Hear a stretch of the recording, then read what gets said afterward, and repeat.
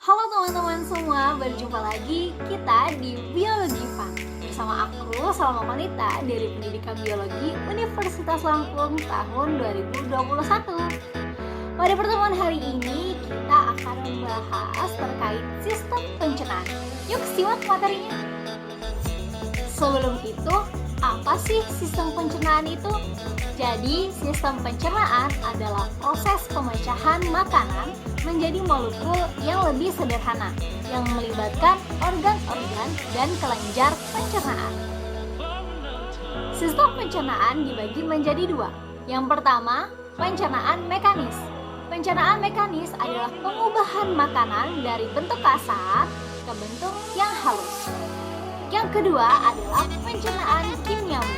Pencernaan kimiawi adalah pelarutan makanan oleh enzim pencernaan untuk mengubah makanan yang molekulnya besar ke molekul yang selanjutnya. Lalu bagaimana sih cara makanan bisa dicerna?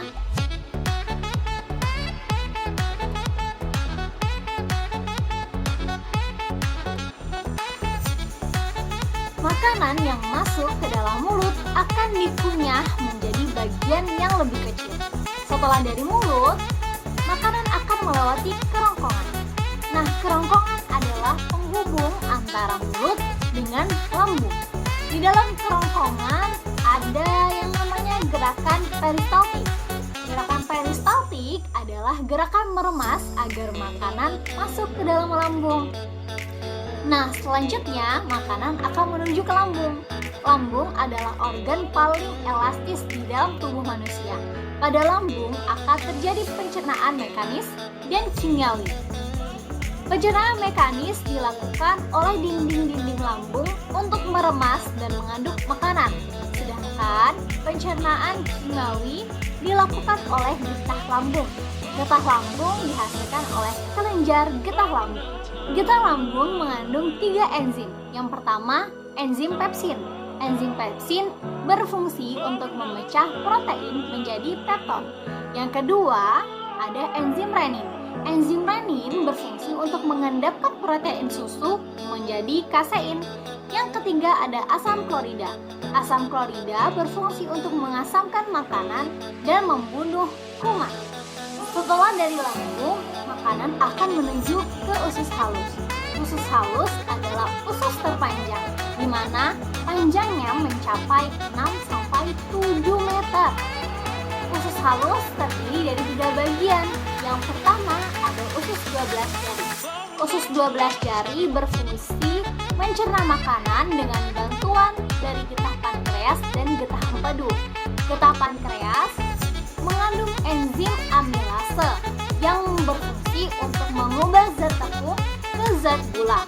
Kemudian mengandung enzim tripsin. Enzim tripsin berfungsi untuk mengubah pepton menjadi asam amino.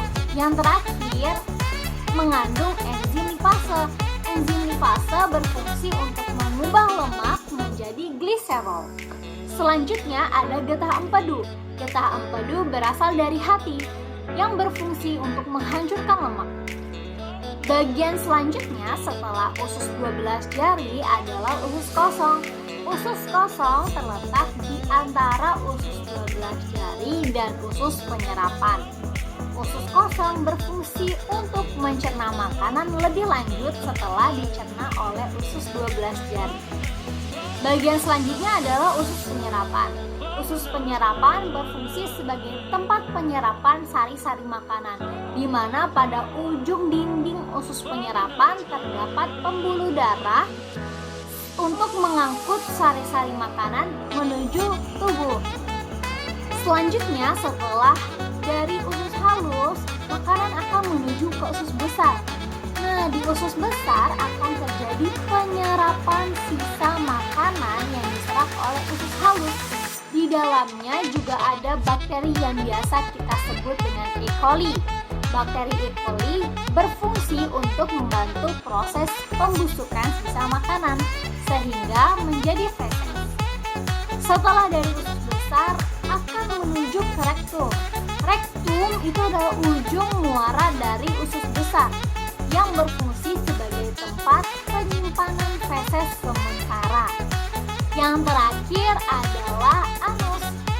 Terima kasih atas perhatiannya. Sampai jumpa di episode selanjutnya.